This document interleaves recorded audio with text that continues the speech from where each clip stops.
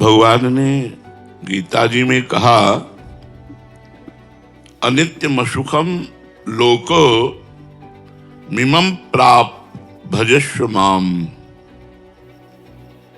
माया के छलावे में, अनित्य भोगों में, दिखावटी सुखों में समय नष्ट मत करो।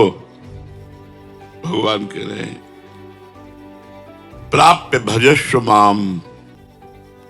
इस लोक में जो तुम्हें मनुष्य शरीर मिला है, ये भजन के लिए मिला है। कोई बिरला ही विवेकवान ये समझ पाता है कि भजन के लिए हमें मनुष्य शरीर मिला है। हम लोग क्या है, जब अपने से आगे वाले को देखते हैं कार में, विशेष सुविधाओं में, विशेष धनी, तो ऐसा लगता है कि ये सुखी है। हमें एक भ्रम बना रहता है। अपनी पत्नी, अपने धन, अपने मकान, अपने पुत्र, अपना ज्ञान, इससे हम संतुष्ट नहीं रहते।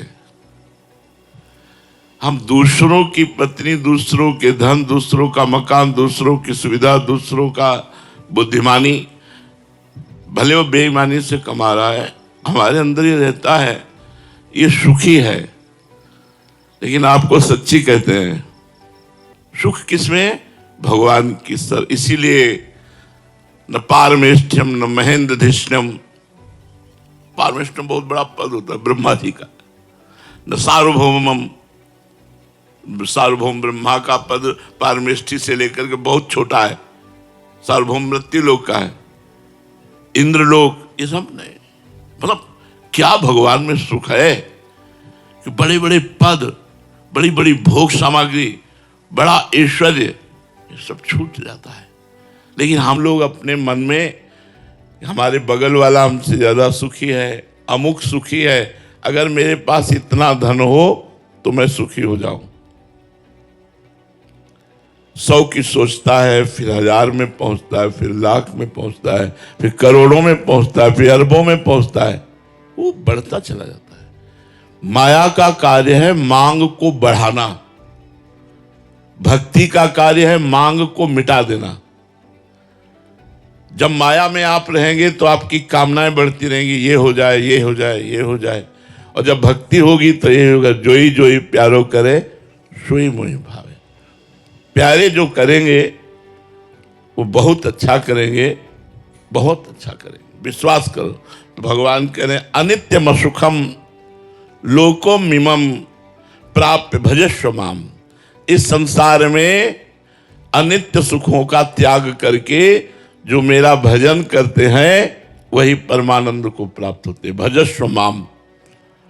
लेकिन मन जो है वो हमारा साथ नहीं दे रहा, हमारी बुद्धि हमारा साथ नहीं दे रही।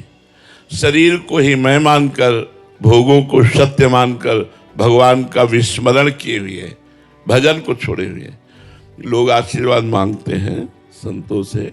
कोई कोई तो जबरदस्ती हाथ पकड़ के अपने ऊपर धरवाना चाहते हैं। इससे कुछ नहीं होता। यदि आप भजन नहीं करोगे, इस लोक में कोई आपको सुखी नहीं कर सकता। आप लिख लो, कागज में लिख लो, चाहे दिमाग में लिख लो, हमारी बात मान लो। भजन स्वयं करोगे तो आपके सारे पाप नष्ट होंगे, दुख नष्ट होंगे, विपत्ति नष्ट होंगे। इसलिए स्वयं को भजन करना होगा, अपना उद्धार स्वयं करना होगा। कोई किसी का उद्धार नहीं कर सकता। संत महात्मा ऋषि मुनि ये उपदेश दे सकते हैं, आपको मार्ग बता सकते हैं, पर चलना आपको ही होगा। अब ये मार्ग ऐसा है कि अब आपको हम समझाना चाहते हैं कि भगवान में बहुत सुख है, पर हमारे पास शब्द नहीं कि कैसे बताऊं कि आप लुभायमान हो जाएं और संसार के भोगों की तरफ से मन हटाकर भगवान का नाम जप करने लगे। इसलिए गोस्वामी जी ने कहा है, कहत कठिन, समुझत कठिन और साधत कठिन विवेक, होए गुणाक्षर न्याय। जो एक हम कहना चाहते हैं कि प्रभु में कितना अपार सुख है, पर मेरे पास वाणी में वो शब्द नहीं है। अनिर्वचनीयम प्रेम स्वरूपम। हम बताना चाहते हो, आप समझना चाहते हैं, लेकिन मन और बुद्धि ये प्रकृति के भोगों में लगे होने के कारण समझने नहीं दे रहे।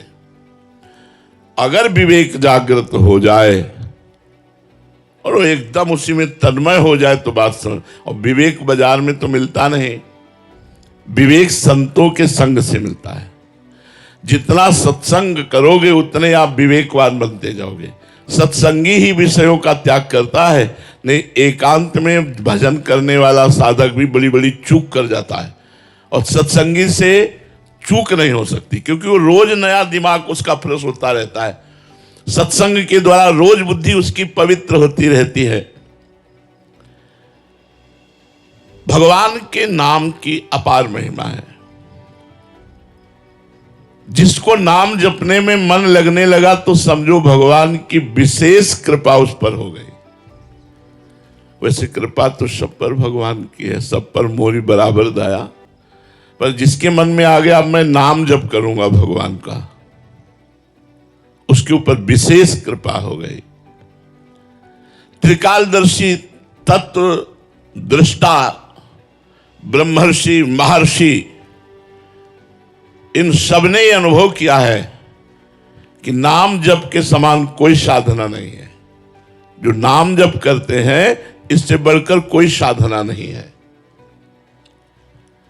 अच्छा, इसमें पवित्र अपवित्र, देश काल नियम ये सब नहीं है। आप जैसे हो वैसे आप राधा राधा उच्चारण कर सकते हो, वैसे राम राम जप सकते हो, वैसे कृष्ण कृष्ण आप जप सकते हो। न देश काल नियमो न शौच निर्णय विद्यते कुत्र चिन्नैव राधा नामनि पुरे शुचौ। आप जहां बोले राधा तो आप पवित्र हो गए। जैसे गंगा स्नान करने से पवित्र हो जाते नाम, ऐसे नाम उच्चारण करने से भीतर और बाहर अपवित्रा पवित्रोवा सर्वावस्थांगतो पिवाह यह स्मरेत पुंडरीकाक्षम सवायाभ्यांतरा शुचि। भीतर और बाहर से पवित्र हो गए। पवित्र का मतलब पाप नष्ट हो गए। पाप नष्ट होने का मतलब दुख विपत्ति संकट ये सब नष्ट हो जाएंगे।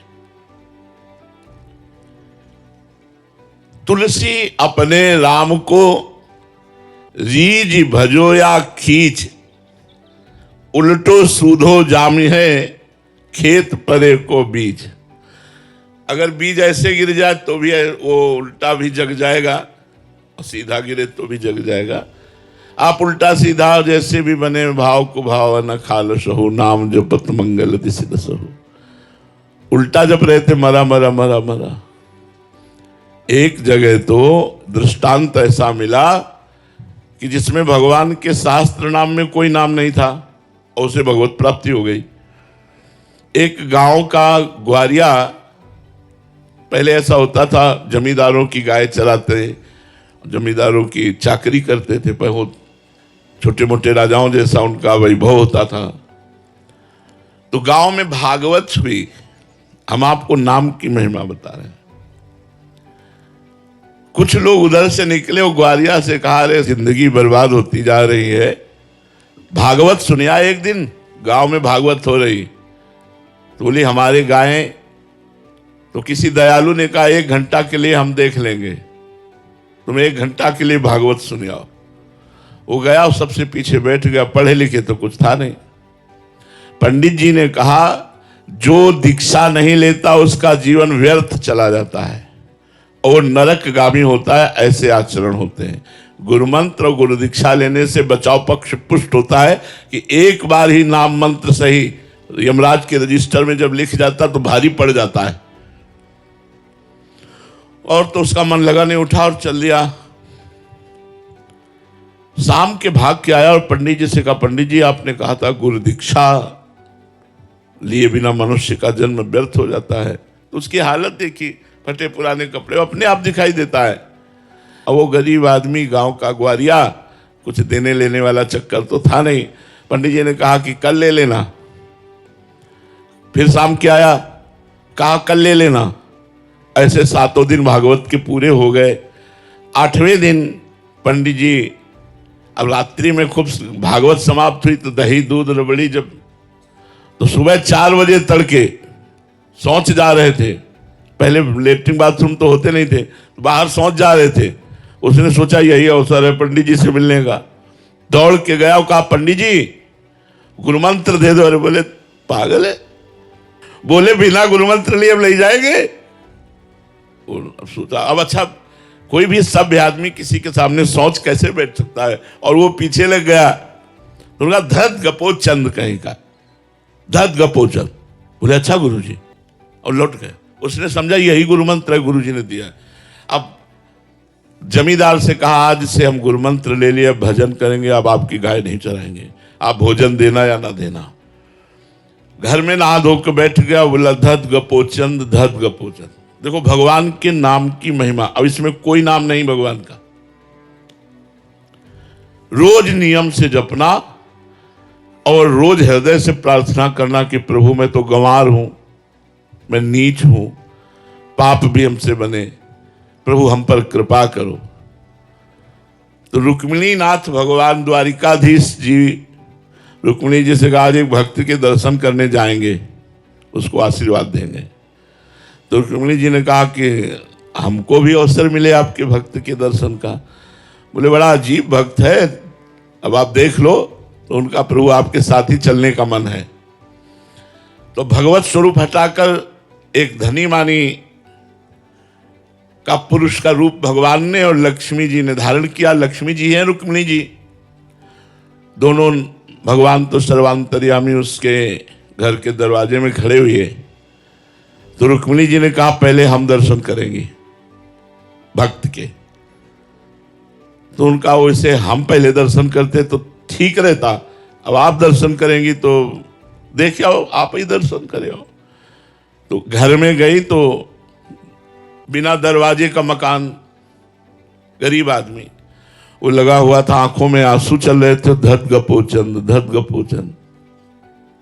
रुक्मिणी जी ने भगवान के समस्त नामों का ज्ञान रखने वाली, उन्होंने कहा ऐसा नाम तुमने आज तक नहीं सुना।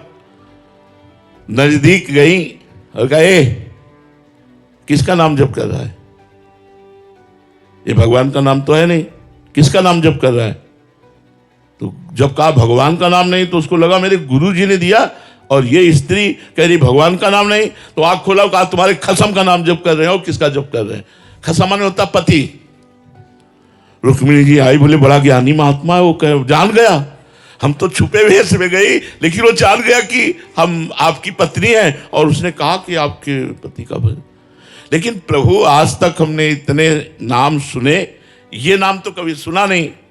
तो प्रभु ये आपका नाम कैसे हो सकता है, धत गपोचंद कैसे नाम हो सकता है? भगवान ने कहा इसमें एक लीला है। देखो भगवान कर्तुम अकर्तुम अन्यथा कर्तुम सर्व समर्था सा ईश्वरा। जब कृपा करना है तो सिद्धांत भी पुष्ट कर देते हैं। बोले मैं बाल अवस्था में जब था तो माखन चोरी लीला करता था। एक गोपी बड़ी चतुर थी, उसने अपना जो माट था माखन का वो बहुत ऊंचे में टांग दिया था। हमने सखाओं से पता लगाया तो गोपी घर में नहीं थी, इसीलिए उसने ऊंचे में माट टांग कर निष्फिक्र हो गई थी, जलादि लेने चले। भगवान ने अपने सखाओं की मंडली के साथ प्रवेश किया।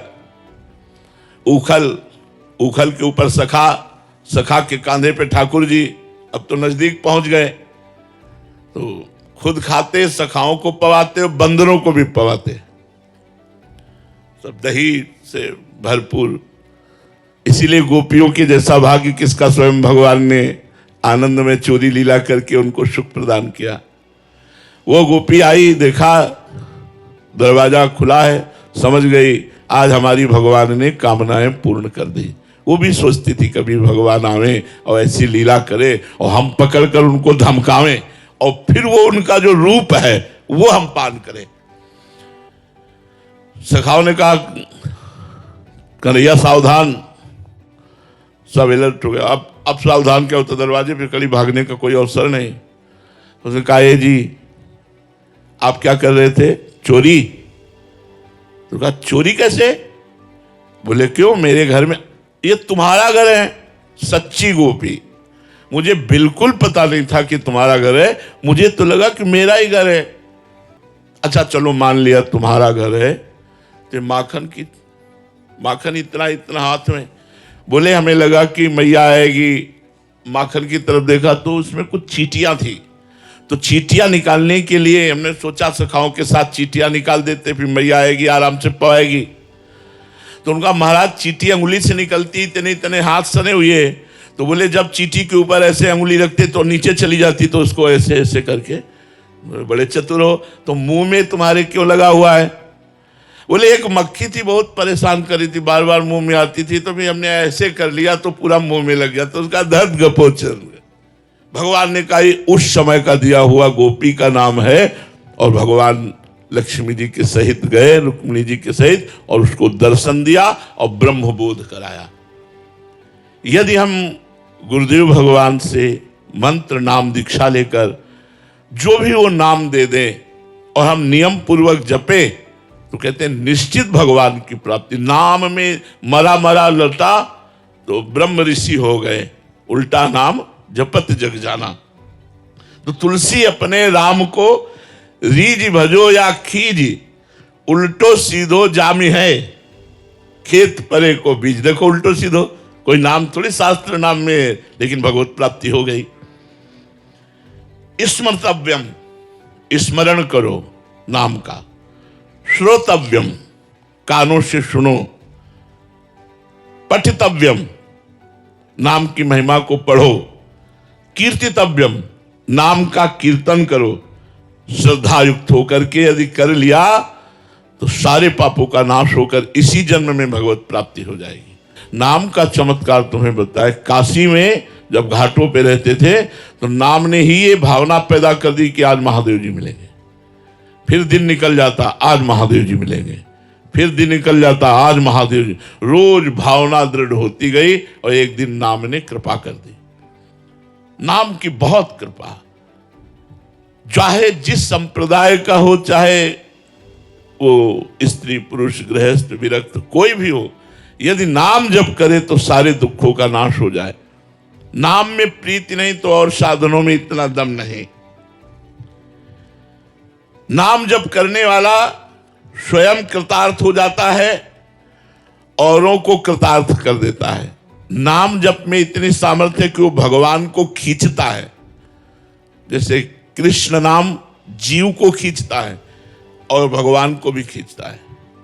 आप नाम जप कर रहे हैं जितना, उतने भगवान आपकी तरफ दृष्टि कर रहे हैं, आकर्षित हो रहे हैं, कृपा कर रहे हैं। आकृष्टा कृत चेतसाम स्महता मुच्चाटनम चांगहसा मा चांडाल ममूक लोक सुलभो वश्यम च मुक्ति स्त्रिया नो दीक्षाम न च दक्षिणाम न च पुरश्चर्या मनागीक्षते मंत्रोयम रसना स्पृशेव फलति। श्री राधा नामात्मका। यदि आप राधा राधा उच्चारण करते हैं परंतु आपने दीक्षा नहीं ली, तो यही दीक्षा हो गई। जो सुन रहे हो ना कि राधा राधा जपो, ये दीक्षा हो गई। तो कह रहे हैं आकृष्टाकृत चेतसाम, आपके चित्त को जो विषय आकर्षण कर रहे हैं वो नहीं कर पाएंगे और प्रभु की तरफ आकर्षित हो जाएगा आपका चित्त। आप चाहे चांडालवत आचरण करने वाले हो, मां चांडाल ममुक, बिल्कुल नीच आचरण करने वाले हो, और राधा राधा राधा नाम जप कर रहे हैं, वो आपके चित्त को आकृष्ट करके भगवान के चरणों में पहुंचा देगा। वश्यम च मुक्ति स्त्रिया, मुक्ति उसके वश में ऐसे हो जाएगी जैसे पतिव्रता पत्नी अपने पति में आसक्त हो जाती है। मतलब मुक्ति उसके पीछे डूलेगी जो नाम जप कर रहा है, लेकिन निरंतर। नो दीक्षाम, मत दीक्षा लो। न च दक्षिणाम, कोई दान मत करो, दक्षिणा मत दो। न च पुरश्चर्याम, इसका कोई पुरस्चरण भी नहीं, कितने लाख काम अनुष्ठान लेते हैं। बस रसना स्पर्शेव, तुम्हारी जिह्वा से स्पर्श होना चाहिए। राधा राधा राधा राधा, राम राम राम राम, कृष्ण कृष्ण कृष्ण, साम सदाशिव साम, परम मंगल हो जाएगा। इसलिए सबसे प्रार्थना है चलते फिरते उठते बैठते नाम जप कीजिए और कुछ समय एकांत में बैठकर नाम जप कीजिए।